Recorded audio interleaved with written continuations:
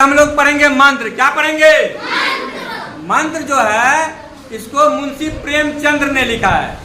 ये महान उपन्यासकार थे, साहित्यकार थे और उनकी गोदान जैसे रचनाओं के माध्यम से मुंशी प्रेमचंद्र ने ऐसी छाप छोड़ी जो हिंदी साहित्य जगत का एक महान हस्ती के रूप में जाना जाता है। तो आज हम लोग उनके द्वारा रचा गया एक कहानी जिसका नाम है मंत्र, उसके बारे में पढ़ेंगे। प्रतिदिन आप लोग वीडियो देखिए, घर पर भी पढ़िए किताब, स्कूल में तो पढ़ते ही हैं और इस तरह से आप पढ़ेंगे तो जल्दी सीखेंगे। इस बात को ध्यान रखेंगे कि बार बार वीडियो देखेंगे, बार बार किताब पढ़ेंगे और अपने शैक्षणिक स्तर में सुधार करेंगे। तो चलिए मंत्र को स्टार्ट करते, शुरुआत करते हैं। इस कहानी में एक बूढ़ा व्यक्ति था, वह था भगत। वह क्या था? दूसरा किरदार है आपको डॉक्टर चड्ढा। कौन है? तीसरा किरदार है कैलाश और चौथा किरदार है मृणालिनी। कैलाश डॉक्टर चड्ढा का बेटा है। एक दिन की बात है, भगत को 7 बेटे थे। भगत को कितने बेटे थे? 7। लेकिन 6 बेटे जो था वह बीमार होकर के इस दुनिया को छोड़ गया। इस दुनिया को क्या किया? छोड़ गया। उसकी अंतिम पुत्र जो था वह भी काफी बीमार था। तो ऐसी बीमारी की स्थिति में बूढ़ा अपने बेटे को डॉक्टर चड्ढा के पास ले गया। कहाँ ले गया? डॉक्टर चड्ढा के पास ले गया। डॉक्टर चड्ढा उस समय में उनका खेलने का समय होता था, वे टेनिस खेलते थे। डॉक्टर चड्ढा के यहाँ पहुंचने बाद बूढ़ा कहता है, हजूर मेरा पुत्र बीमार है, आप इनका इलाज कर दीजिए। आप इनका क्या कर दीजिए? इलाज कर दीजिए। डॉक्टर चड्ढा कहता है कल सवेरे आना, कल सवेरे। और डॉक्टर चड्ढा जब कहता है कल सवेरे आना, मेरा खेलने का समय हो गया है, तो बूढ़ा विनती करता है, अपना पगड़ी उतार करके चड्ढा के चरण में रख देता है और अनुनय विनय प्रार्थना करता है, हजूर एक बार देखते जाइए मेरे बेटे को।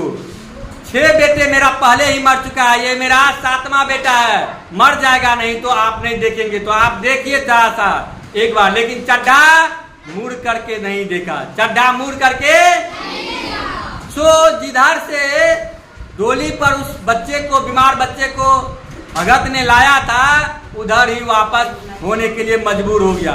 उधर ही वापस होने के लिए क्या हो गया? मजबूर हो गया।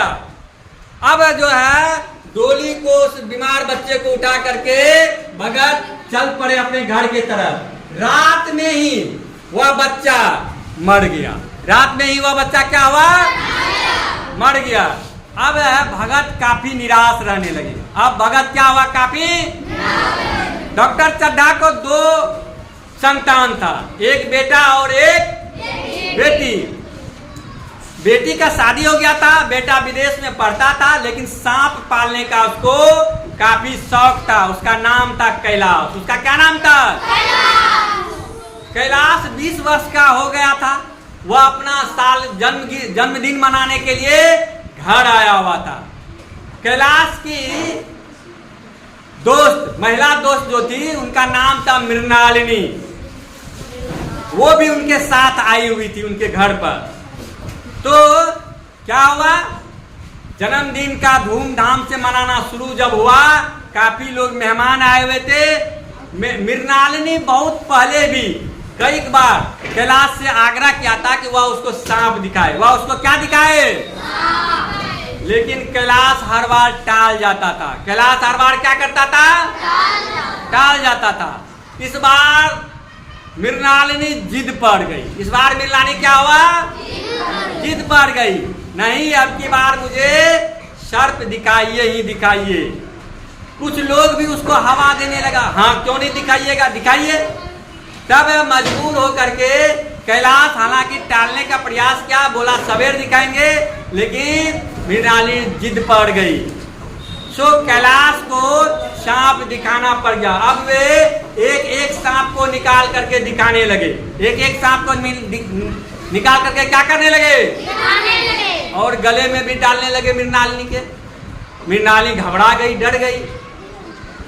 तो एक लोग कहता है, एक सज्जन कहता है, अरे अरे डरती क्यों हो, सांप का दांत तोड़ दिया गया होगा, सांप को काटने से कुछ नहीं होगा, उसका विष निकाल दिया होगा।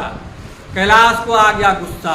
कैलाश को क्या आ गया, कैलाश का नहीं नहीं, हमने एक भी सांप का दांत नहीं निकाला है। दांत निकालना मदारियों का काम होता है।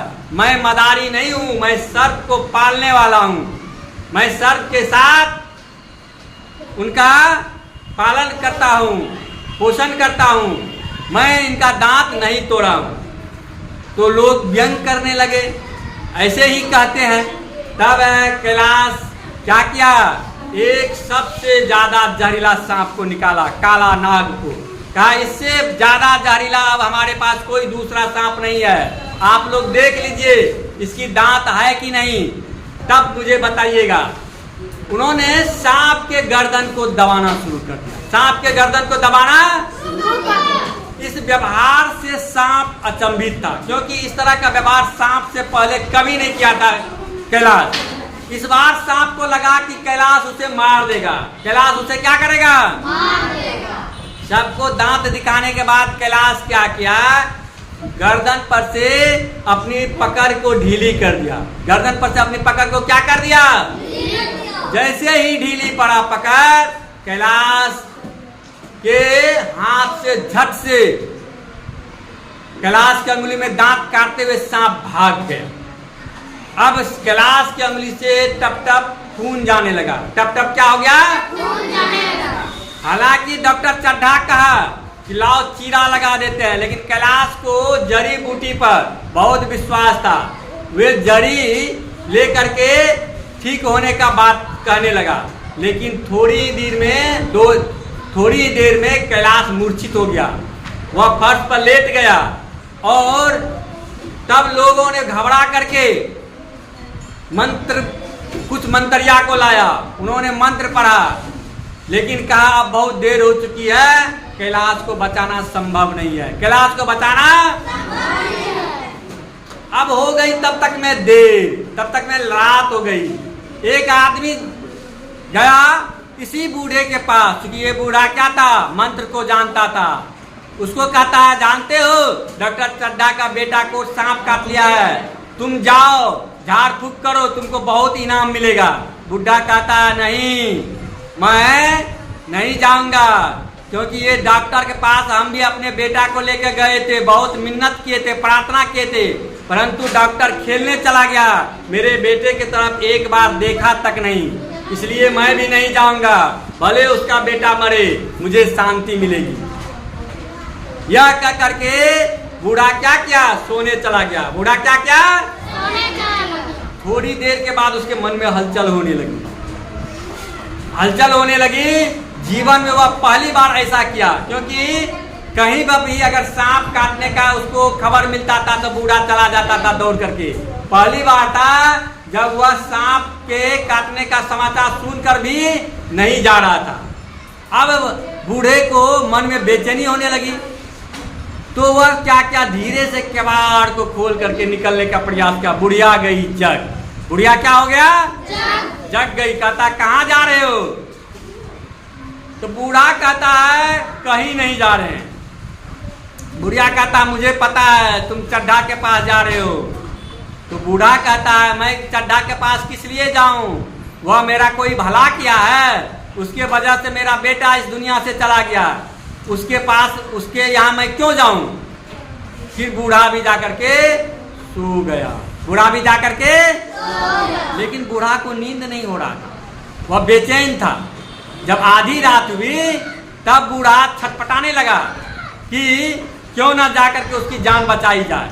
इस बार बूढ़ा बहुत ही धीरे से किवाड़ खोला और बाहर निकला। बाहर निकल करके चड्ढा के घर की तरफ बढ़ा। रास्ते में दो आदमी तो आपस में बात करते जा रहे थे। रास्ते में आपस में बात करते हुए दो आदमी वे कह रहे थे कि चड्ढा का बेटा तो मर गया, अब उसकी दुनिया उजड़ गई। कैलाश के सिवा चड्ढा के पास कौन था? यह बात भगत जब सुना तो वह बहुत तेजी से दौड़ता हुआ चड्ढा के घर तक, बहुत तेजी से दौड़ता हुआ चड्ढा के। अब वह कहता है चड्ढा को, हजूर देखे तो कहाँ है कैलाश, कौन सा सांप काटा है? चड्ढा निराश होकर कहता है अब क्या होगा, कितने झाड़ने फूकने वाले आए, अब बहुत देर हो चुका है, अब कुछ नहीं हो सकता। तो कैलाश फिर क्या कहते हैं, कह दिया कैलाश ये चड्ढा को कहता है, कौन? चड्ढा को कहता है भगत कि फिर भी मैं एक बार देख लूं।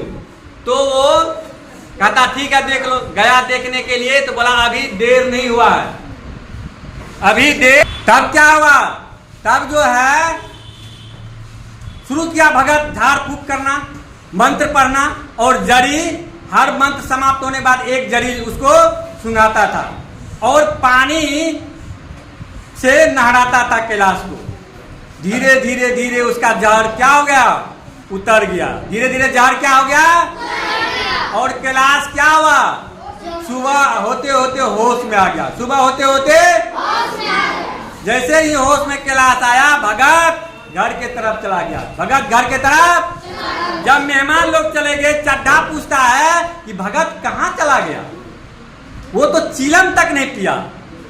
थोड़ी देर के बाद कहता है मुझे याद आ रहा है, ये एक दिन एक मरीज को लेकर के आया था, मैं खेलने जा रहा था, मैंने उस मरीज को नहीं देखा, वही बूढ़ा है, उस बूढ़ा को खोज के लाना चाहिए, उसे इनाम देना चाहिए। मुझे शर्म है कि मैंने नहीं देखा उस बूढ़ा के मरीज को, मुझे ग्लानि हो रही है, अब जीवन में ऐसा काम नहीं करेंगे। चड्ढा बोला। इस तरह से यह कहानी खत्म होता। कैसा लगा कहानी? बहुत बहुत धन्यवाद।